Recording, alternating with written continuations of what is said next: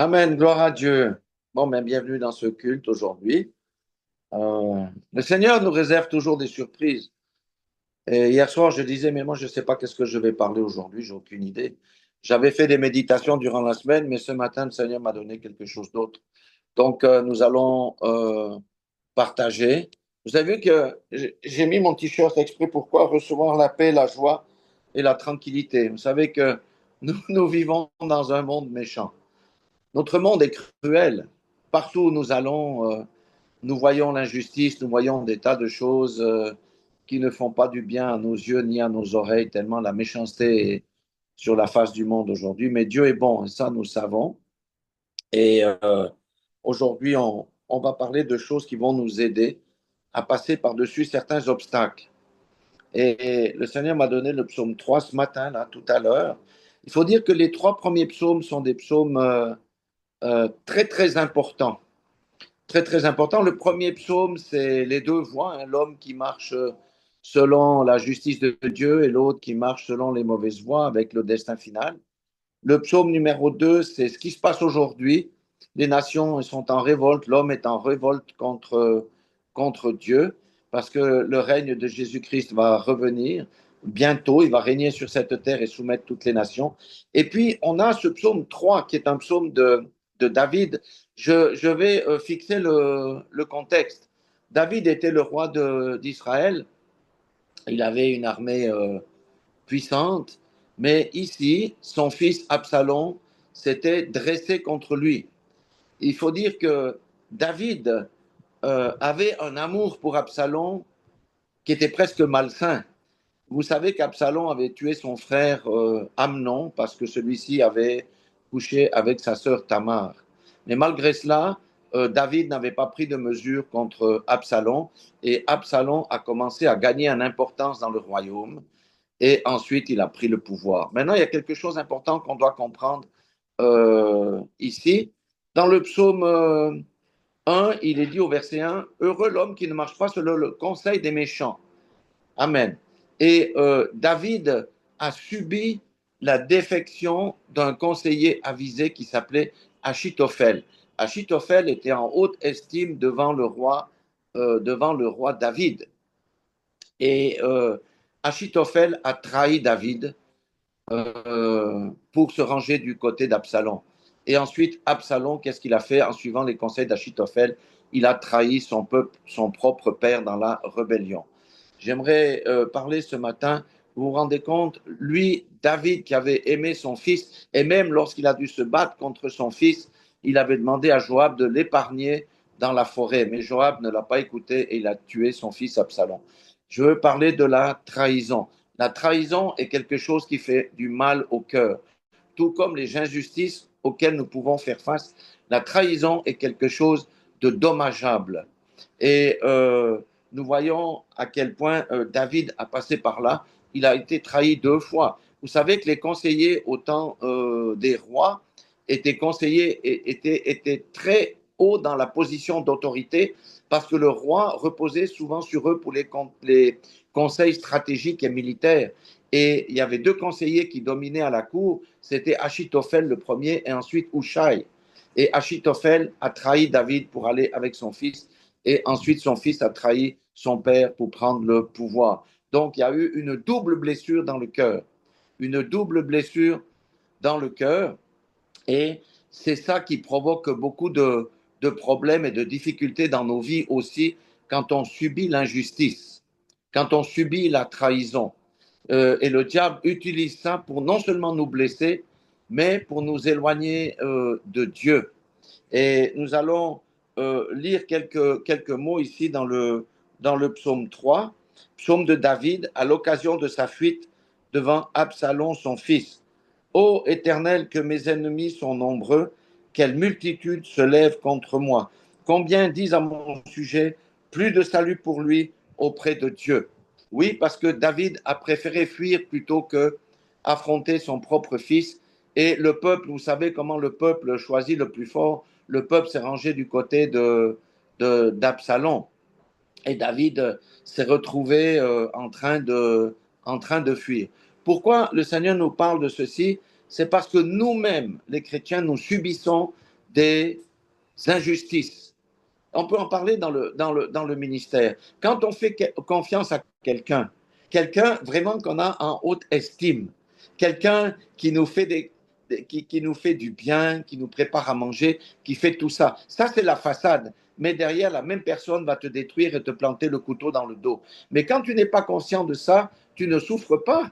Mais quand la vérité sort au grand jour, c'est là que ton cœur est vraiment poignardé, c'est là que vraiment ça saigne, c'est vraiment là que ça devient extrêmement difficile. Et le diable utilise ça pour mettre les gens qui souffrent des injustices ou des trahisons dans des prisons spirituelles. Pourquoi? Parce que le Seigneur Jésus nous a donné la solution, c'est de pardonner. Mais le pardon est parfois difficile. Quand on te fait un couteau dans le dos comme ça, ou quand on te fait des injustices, toi tu as investi de l'argent et la personne détourne l'argent au lieu de faire l'œuvre de Dieu pour ses propres besoins. Et quand tu t'aperçois de la chose, tu subis une grande injustice dans le cœur. Et c'est ce que David a ressenti face à cette double trahison. Comment il aurait pu réagir? Il aurait pu envoyer son armée contre son fils et le tuer, mais il n'a pas fait ça. Il s'est confié dans le Seigneur. Et il dit au verset 4, mais toi, ô Éternel, tu es mon bouclier, tu es ma gloire et tu relèves ma tête. Pourquoi il dit ça? Parce qu'il a été dans la honte, parce que Achitophel, pour vous dire jusqu'à quel point il s'est moqué de David, Achitophel avait conseillé à Absalom de coucher avec les 10 concubines qu'il avait laissées au palais sur la terrasse à la vue de tout le monde. Donc c'était vraiment un affront total pour David. Son propre fils qu'il aimait par-dessus tout lui a planté le couteau dans le dos, l'a vraiment traîné dans l'humiliation et dans la honte. Vous imaginez le cœur là, comment ça doit être à ce moment-là, de se sentir. Est-ce que la paix, est-ce que la joie, est-ce que la tranquillité peut être dans le cœur de quelqu'un à ce moment-là? Non, parce qu'il y a toutes sortes de sentiments, d'émotions qui viennent nous bousculer dans le cœur. Et on a justement besoin du calme du Seigneur pour pouvoir laisser la chose, abandonner la chose et pardonner. Et lui, il dit au verset 4, David dit, mais toi, Éternel, tu es mon bouclier, tu es ma gloire et tu relèves ma tête. Ça veut dire, non, ce n'est pas fini. Je suis été humilié, je suis humilié, j'ai été trahi, mais toi, tu vas relever ma tête. C'est la foi que Dieu va nous relever la tête dans les pires situations de trahison que nous pouvons subir. De ma voix, je crie à l'Éternel et il me répond de sa montagne sainte. Il ne s'est pas plaint de son fils, il s'est simplement dire au Seigneur, relève ma tête. Et au verset 6, voyez, quand il a fait cette prière, la paix, la joie, la tranquillité est venue en lui parce qu'il dit, je me couche et je m'endors, je me réveille, car l'Éternel est mon soutien. Amen.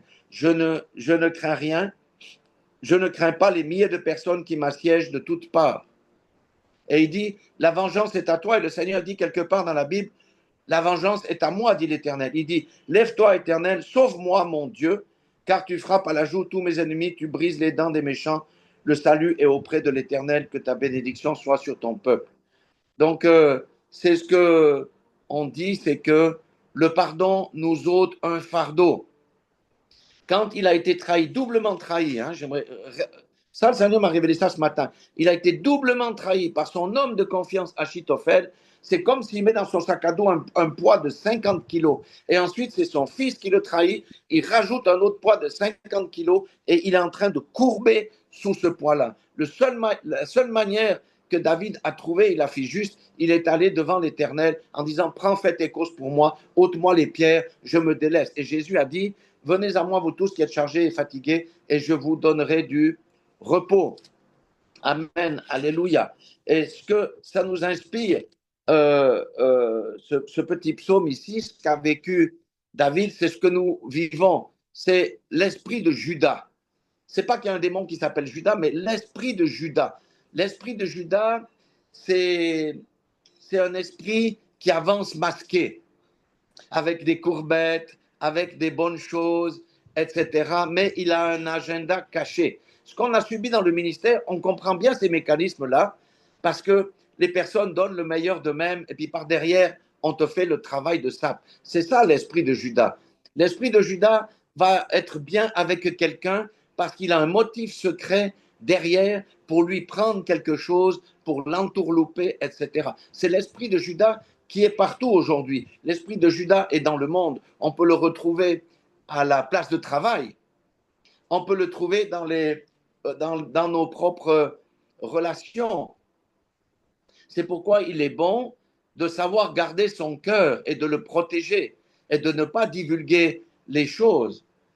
Quand deux amis discutent, c'est un exemple, hein, une va dire ah, le frère tel et tel, je crois que je lui plais bien, etc. Que va faire l'autre par jalousie? Il va détruire la réputation de la sœur auprès de ce jeune homme. C'est une trahison. Ça, c'est l'esprit de Judas. Et nous avons besoin du discernement pour lutter la contre. Et si l'esprit de Judas nous frappe, c'est dans notre cercle. Le monde est méchant, on le sait, on dit les méchants. Le psaume 1 parle du méchant, ceux qui violent, ceux qui tuent, ceux qui font du mal à autrui. Mais l'esprit de Judas, il est autour de nous, dans les gens, parmi les gens que nous connaissons. Peut-être dans nos associés, dans le ministère, tout le monde n'est pas la personne qu'on croit. C'est pourquoi nous avons besoin du discernement. Celui qui trahit, il trahit pour un but, en l'occurrence, Judas. La Bible dit que c'était un voleur, et pourtant on lui faisait confiance. On faisait confiance à Judas, on lui donnait la gestion de la caisse. C'est certainement lui qui allait acheter des vivres, et il piquait aussi dans la caisse. Et Judas avait un agenda caché. Lui, il voulait être près de Jésus parce qu'il pensait que Jésus allait devenir le roi d'Israël et chasser les Romains et qu'il aurait une grande position auprès de lui. Mais quand il a vu que ça ne réalisait pas, qu'est-ce qu'il a fait? Il l'a vendu pour 30 pièces d'argent. C'est un esprit qui est à l'œuvre. L'esprit de Judas, c'est un esprit qui est aussi à l'œuvre dans le corps de Christ. Il ne faut pas s'imaginer. Tous ceux qui viennent à l'église n'ont pas l'esprit propre, l'esprit saint. Il y a de tout. Il y a le bon gré, il y a l'ivraie et il y a l'esprit de Judas. Et ici, ce que le Seigneur montre au travers de David, il nous dit en quelque sorte, bon, il faut être prêt dans la vie quand même parce que nous pouvons toujours rencontrer un Judas sur notre chemin ou même plusieurs Judas. Mais ça nous permet de grandir aussi et de mettre notre foi dans le Seigneur. Alors, nous devons faire attention. Comme je dis souvent, notre cœur, il est où? Il est placé dans la cage thoracique, justement, pour qu'on ne puisse pas l'écraser. Parce que le cœur, c'est un muscle vivant. S'il était sur l'épaule, n'importe qui peut venir et le poignarder ou le taper, etc. Donc, on doit protéger notre cœur aussi avec nos bouches. Nous devons faire attention en qui nous confie. Les vrais amis sont sur les doigts de la main. Quand tout va bien, on a plein d'amis. Mais quand tout va mal, ça se réduit à peu de monde vraiment. Les gens montrent leur véritable couleur. Et le Seigneur veut nous exhorter ce matin, comme on a lu dans le psaume 139. On a l'impression que quand on est dans le désert, on est tout seul. Non, on n'est pas tout seul. Le Seigneur sait exactement quand on se lève, quand on se couche. Il connaît de loin notre pensée et il nous vient au secours. Agar, bien que le Seigneur n'avait fait aucune promesse à Agar, il a entendu les cris du petit et il est venu la sauver dans le désert, elle et son fils Ishmaël, quand Abraham l'avait répudié avec le petit, et les deux ont été sauvés. Agar est sortie de son désert, elle était dans le désert à deux doigts de mourir avec son enfant, mais le Seigneur l'a secourue. À plus forte raison, nous, ces véritables enfants, en qui nous mettons notre confiance, il vient à notre secours. Des fois, on ne comprend pas pourquoi on traverse des longs déserts. Il y a des choses qu'on ignore, mais nous devons faire confiance au Seigneur. Et rappelons-nous que le Judas va nous aider à grandir. La première fois qu'on te trahit, c'est extrêmement difficile. Il y a toutes sortes de pensées qui viennent dans notre cœur, des idées de revanche et tout ça. Mais ça, c'est pas bon parce que si on garde ça dans le cœur, on a toujours le poids de la trahison qui est collé sur notre dos et nous marchons de façon courbée. C'est pourquoi David est allé vers le Seigneur en disant, je te remets mon problème. Je te remets ça, je te fais confiance, c'est la vengeance, c'est à toi, c'est toi qui vas t'occuper de mon ennemi. Moi, je ne vais pas nourrir, parce que quand on nourrit la haine dans son cœur, on perd le sommeil. Quand on nourrit la revanche dans son cœur, on perd le sommeil et on ouvre des portes au diable qui peut nous mettre dans une cellule. C'est pourquoi beaucoup de chrétiens sont dans des cellules aujourd'hui parce qu'ils n'arrivent pas à pardonner. Et des fois, le pardon, ça prend du temps.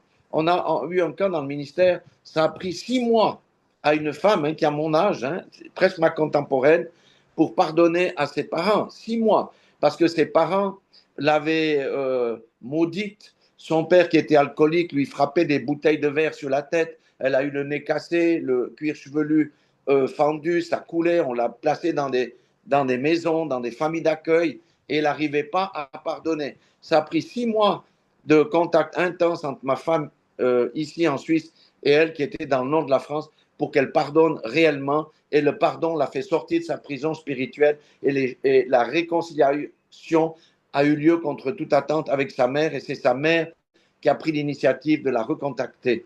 Donc, vous voyez que le non-pardon nous garde dans des prisons spirituelles. On doit vraiment pouvoir purifier notre cœur. J'aimerais vous lire une parole qui m'a marqué la semaine passée. Ça, c'est dans 1 Timothée, chapitre 4. 1 Timothée, chapitre 4. Chapitre 5, pardon, verset 24. 1 Timothée, chapitre 5, verset 24. C'est une parole, j'ai dit, ah Seigneur Dieu, vraiment, je m'approprie cette parole. Il dit, les péchés de certains hommes sont manifestes même avant qu'on les juge. C'est vrai, certains, on le voit dans leur propre vie, tandis que chez d'autres, ils ne se découvrent que dans la suite. Les Judas sont les rois du camouflage. Ils essayent de camoufler leurs vrais motifs, etc. Mais à un moment donné, ils sont exposés. On a toujours vu ça dans le ministère avec mon épouse. Les gens qui nous ont trahis, c'était pas possible de le discerner au début, c'était pas possible. Les gens semblaient tellement bien, on avait une bonne communion avec, c'était parfait. Mais d'une fois qu'ils ont obtenu leur chose, le vrai visage, le masque tombe. Et le Seigneur nous avait dit, personne ne résistera devant vous. Ça veut dire que tu peux essayer de te cacher pendant une année, 6 mois, 8 mois, 9 mois. À un moment donné, le Seigneur va t'exposer. Et c'est ce qu'il dit ici, tandis que chez d'autres, il se découvre que dans la suite. C'est comme ça que les Judas trahissent.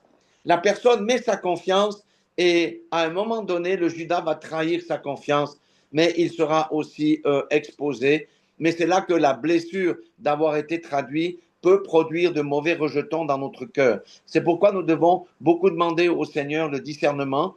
Et la Bible dit que la compagnie, les mauvaises compagnies corrompent les bonnes mœurs. Nous devons faire attention avec qui nous nous tenons. Tenons-nous avec ceux qui nous ressemblent et ne nous assemblons pas dans l'assemblée des pécheurs avec ceux qui peuvent nous entraîner au mal ou nous faire dévier de notre trajectoire. Donc, nous devons faire très attention. Nous vivons dans des temps dangereux et comme je le dis souvent, l'Église est un terrain miné, c'est un terrain dangereux. Tu ne peux pas faire confiance à personne aujourd'hui. Tu dois vraiment connaître en profondeur la personne pour discerner si elle est de Dieu ou si elle n'est pas de Dieu. Parce qu'il y a le bon grain et l'ivraie. Et le Seigneur a dit que le bon grain ne sera amassé qu'à la fin des temps dans le grenier et que l'ivraie sera liée en gerbe et sera brûlée à la fin, lorsque les gens auront manifesté leur véritable nature, parce que le blé va produire le fruit, mais l'ivraie ne peut rien produire. Ce qui veut dire que nous pouvons côtoyer des gens remplis de l'esprit, mais nous pouvons côtoyer des gens qui sont remplis d'un autre esprit que celui du Saint-Esprit. Et le Seigneur nous donne des conseils pratiques. Comme on a vu ce matin avec l'histoire de David, la trahison nous fait grandir, même si elle nous fait mal, parce que notre cœur est labouré. Comment cette personne en qui j'ai mis confiance, que j'ai soutenu, que j'ai fait des jeûnes, j'ai prié avec, que vraiment j'ai essayé de l'accompagner pour sortir du truc, peut me planter le couteau dans le dos et changer de trottoir quand je la rencontre. C'est ça. Mais le Seigneur nous aide à nous guérir de nos blessures parce qu'il faut qu'on décharge sur lui ces fardeaux-là. Parce que beaucoup de chrétiens marchent courbés avec des pierres de 30, 40 kilos dans le sac à dos. Et ça, c'est pas bon. Ça nous empêche de recevoir la paix, la joie et la tranquillité. Et je dirais même la liberté. Parce que le diable est mauvais. Il y a aussi une parole qu'on connaît bien dans le ministère. Euh, c'est Proverbe chapitre 4.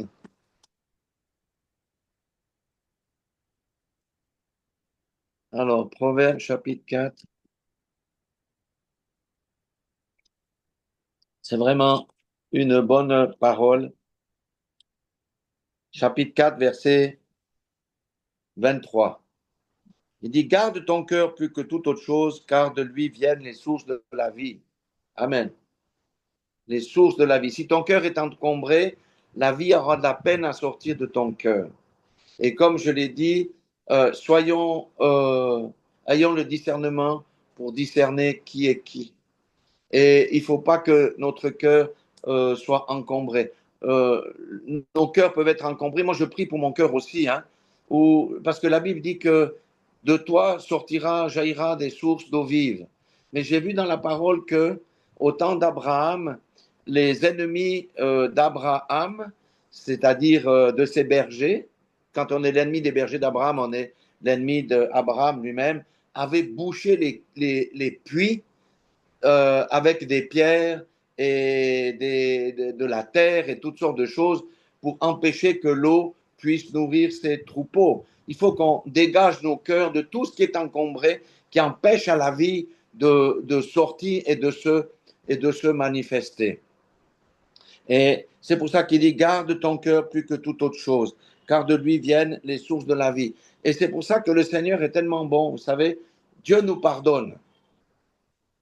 Et si nous regardons à notre, j'ai eu cette pensée ce matin, à nos vies passées, hein? Si on disait, voilà, prenons une grande ville, par exemple, Douala, une grande ville, hein? On dit, il y a un écran qui fait 1 kilomètre de haut sur 1 kilomètre de large. Et puis, on projette ta vie sur l'écran. Et qui aura le courage de regarder à sa vie passée? Moi, je n'aurais pas, je fuirais tout de suite. Je prendrais l'avion, j'irai ailleurs. Mais le Seigneur a effacé toutes ces choses-là. Et lorsque nous tombons, parce que nous vivons dans un corps de chair, nous subissons des mauvaises influences, il nous arrive de pécher avec la langue. Oui, parce que des fois on médit d'autrui, ce n'est pas une bonne chose. Ben là, on peut se repentir et le Seigneur efface l'ardoise. Ce qui compte, c'est de ne plus reprendre la langue mauvaise. Voilà. Donc, la vie avec le Seigneur, ce n'est pas une vie facile parce qu'on est dans un combat. On oublie que celui qui a le sceau du Seigneur est dans un combat. Il y a un combat entre la lumière et les ténèbres. Il y a un combat qui existe. Et c'est pour ça que le Seigneur nous a donné des armes dans Éphésiens 6. On n'a pas lutté contre la chair et le sang, mais contre les esprits méchants dans les lieux célestes.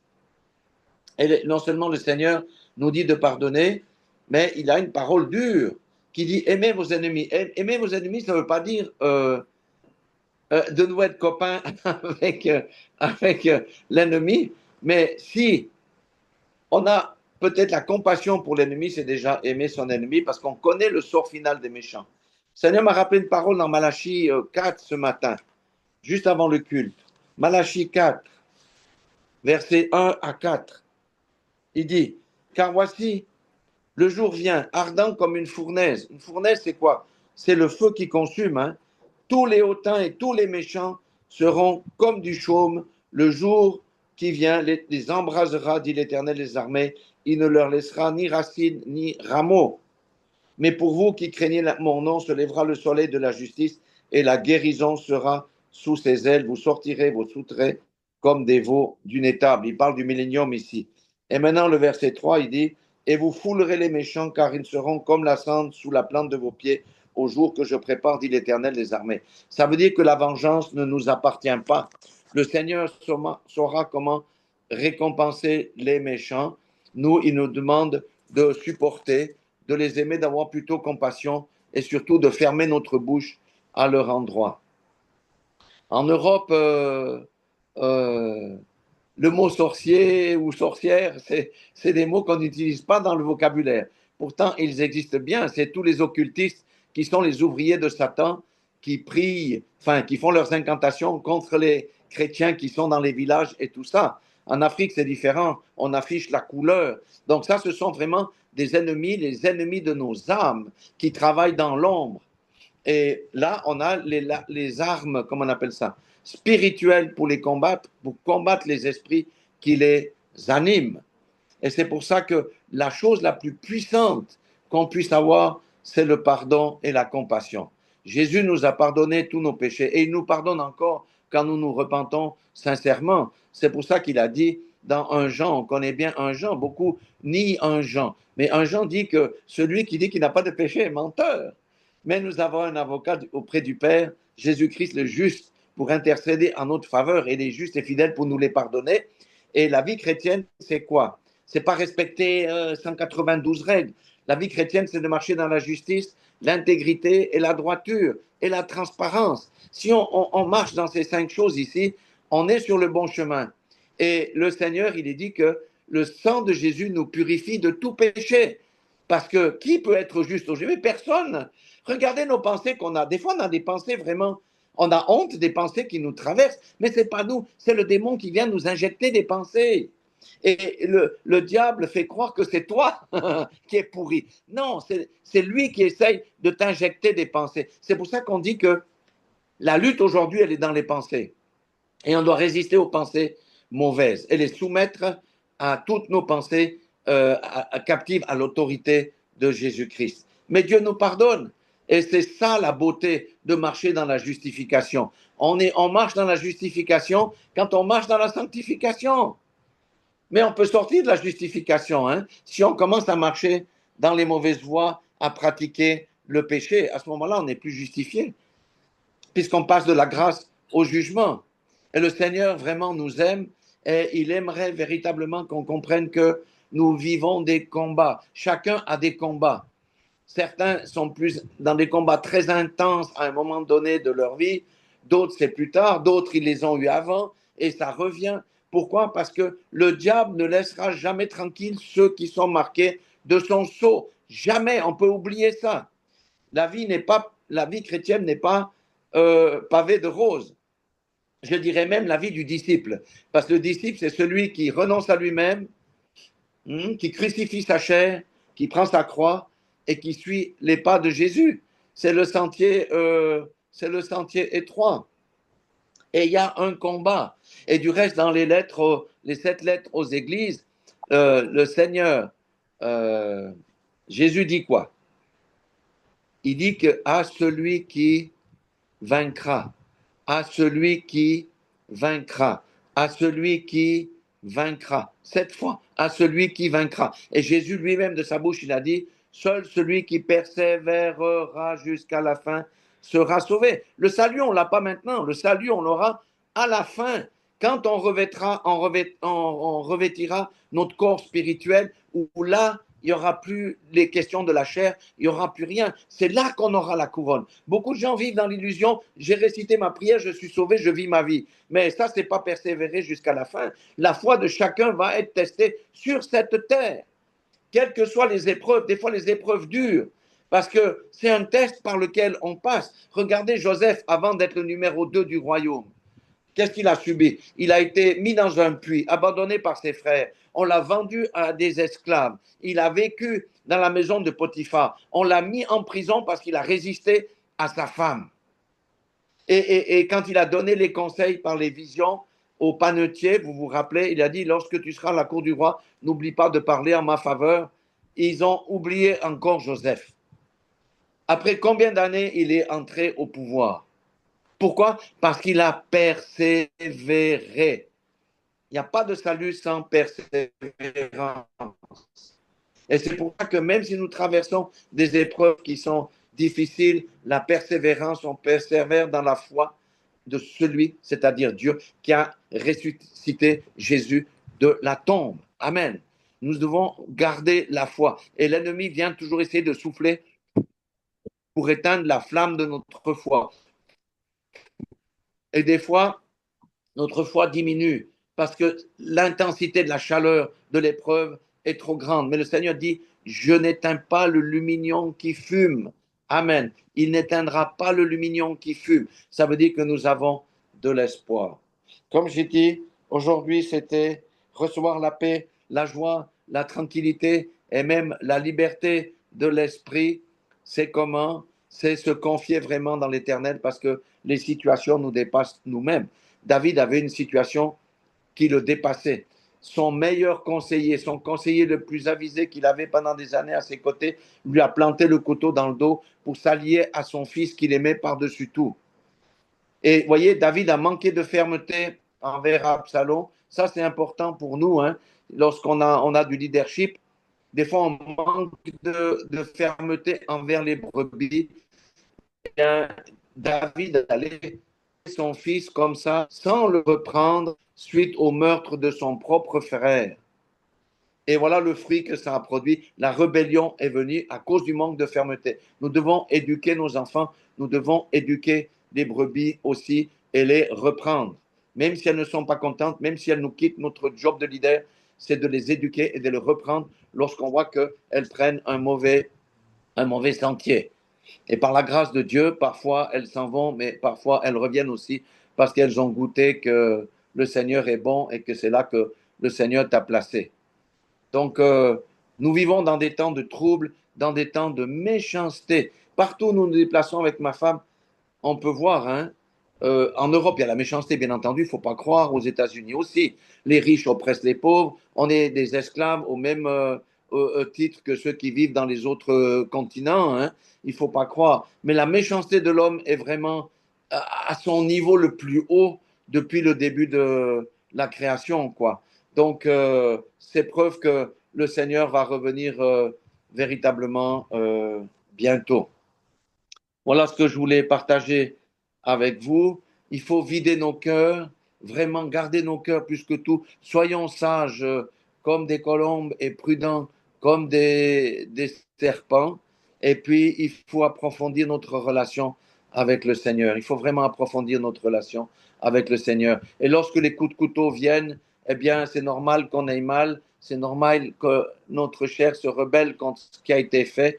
Mais le Seigneur, il dit, par l'Esprit, faites mourir les désirs de la chair. Ne gardons rien dans nos cœurs parce que ça porte des mauvaises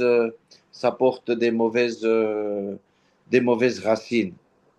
Et pensons à la situation de David. David était le roi. C'était le roi et il a subi une double trahison. Et il y a quelque chose aussi qu'on doit dire. Il aurait pu tuer tous ses ennemis après la mort d'Absalom. Mais il a même pardonné à Shimei qu'il avait maudit. Il a dit, je te pardonne, mais tu resteras dans ta ville, tu ne quitteras jamais ta ville, sinon ton sang retombera sur ta tête.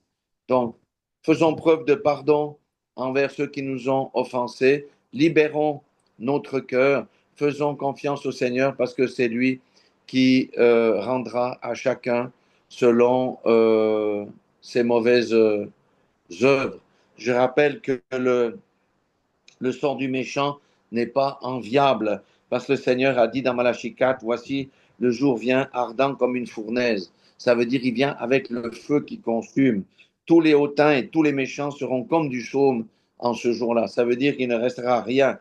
Le jour qui vient les embrasera, dit l'Éternel des armées, et il ne leur laissera ni racines ni rameaux. Si nous avons des sorciers dans la famille, si nous avons des occultistes dans la famille, ayons plutôt compassion de ces gens-là parce que nous savons ce qui les attendent, parce que presque aucun d'entre eux ne voudra faire retour et s'humilier devant Dieu pour recevoir la grâce et la miséricorde. Mais le jugement appartient au Seigneur et le Seigneur est patient parce qu'il aimerait que tous les hommes se repentent et qu'aucun ne périsse. Mais nous, si nous voulons marcher dans la paix, il faut décharger nos cœurs. Et ça, c'est difficile parce que des fois, les gens nous font vraiment beaucoup de mal. Ils nous volent. Moi, je pense combien on nous a volé dans le ministère en nous laissant croire que oui, les travaux vont bon train pour construire l'église. Et quand on arrive sur place, ce n'est pas la parcelle qu'on avait achetée. On nous a mis dans un lobby, ça veut dire dans un endroit où il y a l'eau et les moustiques. Et avec l'argent qu'on a envoyé, on a juste monté les briques et un toit en tôle dessus. Il nous a fallu avaler ça, véritablement. Et la personne, quand elle a été découverte, qu'est-ce qu'elle a fait? Elle a essayé d'empoisonner ma femme en mettant le poison sur les micros. C'est la grâce de Dieu qui l'a sauvée, parce que c'était vraiment grave dans ce pays-là. Donc, le Seigneur nous invite vraiment à libérer nos cœurs, quelles que soient les douleurs. Des fois, ça prend du temps, comme je l'ai dit, ça prend du temps, mais on doit vraiment faire nos efforts pour libérer nos cœurs et nous décharger de ces pierres qui sont dans notre sac à dos, et les situations peuvent changer aussi. Voilà ce que je voulais partager avec vous. Nous sommes dans des temps où la méchanceté abonde, mais nous avons la paix, la tranquillité et la joie du Seigneur lorsque nous marchons dans ses voies et lorsque nous nous confions en lui en toutes choses, parce que plus nous allons de l'avant, plus nous voyons que les situations nous dépassent, qu'on ne maîtrise rien. En fait, on ne maîtrise plus rien du tout. Regardez maintenant les tremblements de terre. Les tremblements de terre, il y en a partout. C'est les secousses dont Jésus a parlé, etc. Et nous devons avoir nos yeux fixés sur le Seigneur, parce qu'il a dit, lorsque vous verrez ces choses s'accomplir, levez les yeux vers le ciel, votre délivrance est proche. Voilà ce que je voulais partager avec vous. Soyez tous bénis là où vous êtes, et que le Seigneur parle à tous ceux qui écouteront cette vidéo, et qu'elle soit un réconfort et aussi des pistes pour sortir parfois des impasses. Voilà. Que le Seigneur nous bénisse tous. Il nous aime et il dit que nous sommes des créatures merveilleuses. Et même si nous nous sentons seuls, on n'est pas seuls quand même. Voilà ce message. Soyez bénis dans le nom puissant de Jésus-Christ de Nazareth. Amen.